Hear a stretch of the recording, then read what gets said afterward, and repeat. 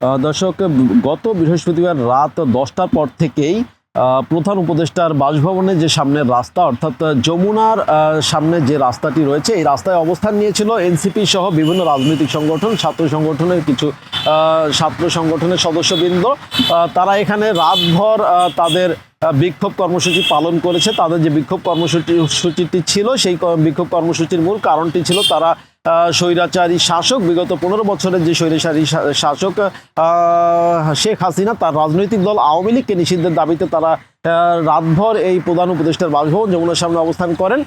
পরবর্তীতে আমরা দেখেছি গতকাল শুক্রবার তারা বিকেল 5টা পর্যন্ত এখানে অবস্থান করে এরপরে তারা শাহবাগে স্থানান্তর হন।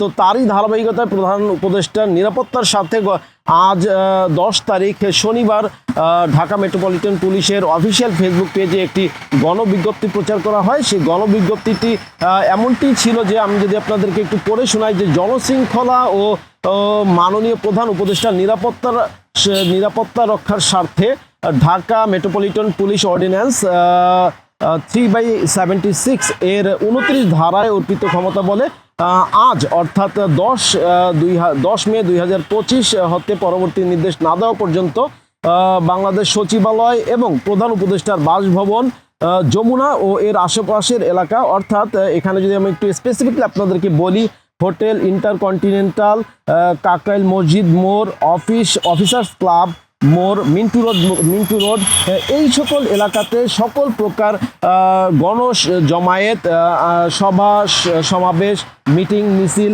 কিংবা শোভাযাত্রা সব ধরনের গণজমায়েত এখানে নিষিদ্ধ করা হয়েছে। এই গণবিজ্ঞপ্তিটি প্রচার করা হয়েছে ঢাকা মেট্রোপলিটন পুলিশের অফিসিয়াল যে ফেসবুক পেজ সেই ফেসবুক পেজে।